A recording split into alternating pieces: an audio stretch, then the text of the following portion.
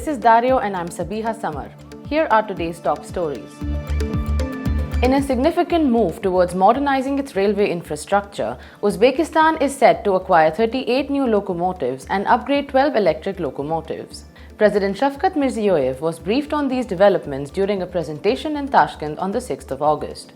This review is a part of a comprehensive effort to overhaul Uzbekistan railways following a presidential resolution adopted on the 10th of October last year. The resolution aimed to transform Uzbekistan railways into a more efficient and profitable entity. An international consulting firm was engaged to streamline operations, resulting in the restructuring of the organization into 6 independent enterprises, focusing on various functions such as infrastructure, wagon maintenance, and passenger transportation. These reforms have led to significant improvements, including the addition of 1,040 freight cars and 45 passenger cars, which have halved the duration of freight transportation on domestic routes. Additionally, the capacity for trains around Tashkent has increased by 30%, with the construction of 2 new electrified lines at the Kyrgyz station. Financially, Uzbekistan Railways has turned a corner, moving from years of losses to generating profits. However, challenges remain, particularly with passenger car conditions and cooling system issues.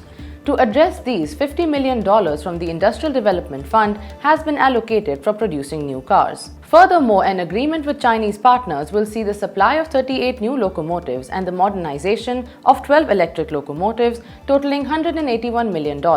The modernization plans include purchasing 6 high-speed electric trains from South Korean company Hyundai Rotem, aimed at launching a high-speed service from Tashkent to Nukus. Electrification of the 465-kilometer Bukhara-Urgech-Khiva railway is expected by year-end, and the 196-kilometer Miskin-Nukus line is scheduled for future electrification, reducing travel time from 16 hours to just 7 hours.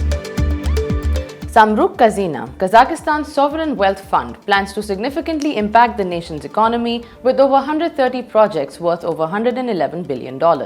Chairman Nurlan Zakupov detailed this strategy during an August 5th meeting with the President Kassym-Jomart Tokayev. The fund's investments span key sectors such as oil and gas, petrochemicals, energy, logistics, and mining, driving economic development. In the first half of 2024, Samruk Kazyna reported an income of $16.4 billion, surpassing planned figures by 7%, reflecting the fund's financial stability. Beyond investments, the fund has launched charitable projects including 40 rehabilitation centers across Kazakhstan. President Tokayev directed the fund to optimize the execution of both investment and social projects and to improve operational efficiency.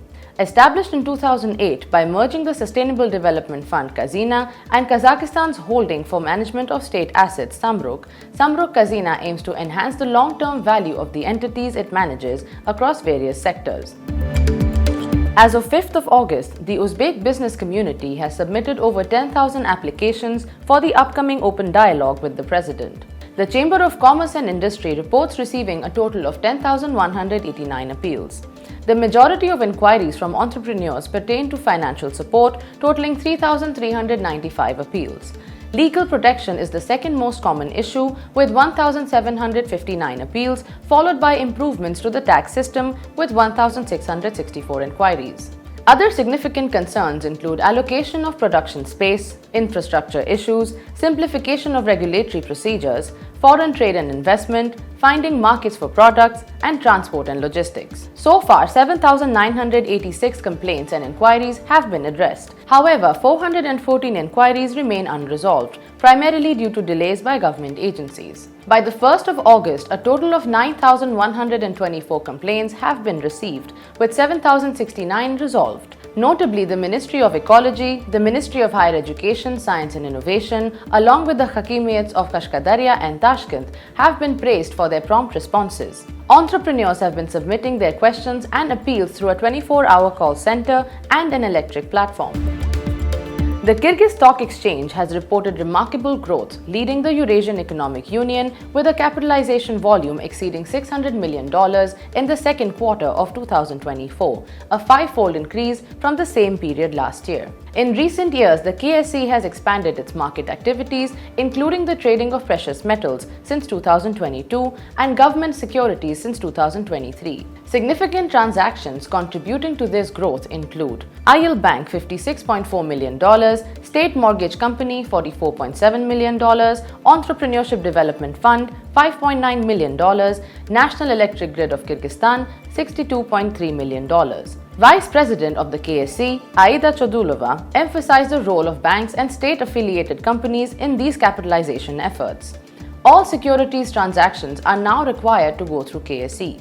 The exchange is implementing new software to modernize its system and improve accessibility, with plans to explore IPOs, enhance digitalization, and expand the commodities and precious metal sectors. Additionally, the KSE aims to introduce trading in currency pairs and establish a crypto exchange sector.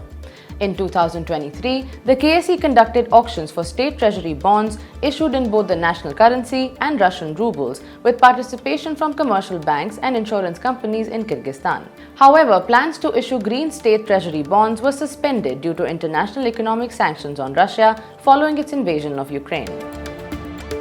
The Asian Development Bank has approved a $21 million grant to enhance Tajikistan's renewable energy supply through the modernization of the Golovnaya hydropower plant. This grant will replace Power Generation Unit 4, which has been non-operational since 2019. Yevgeny Zhukov, ADB Director General for Central Asia and West Asia, highlighted that electricity from Golovnaya supports national and regional grids, benefiting Tajikistan and neighboring countries. He emphasized that ADB's support boosts regional energy security and promotes sustainable economic growth. The original project, approved by ADB in 2013, provided a $136 million grant to replace 5 of the plant's 6 power generation units, modernize switch yards, and construct new substations and transmission lines. The ongoing modernization will increase Golovnaya's capacity from 240 megawatts in 2012 to 274 megawatts by 2026, enhancing Tajikistan's energy reliability. Since joining ADB in 1998, Tajikistan has received over $2.6 billion in assistance, spanning sectors like infrastructure, health, education, agriculture, and finance. ADB, founded in 1966, remains committed to fostering a prosperous, inclusive, resilient, and sustainable Asia and the Pacific. That's all for today's news. Stay tuned for more updates.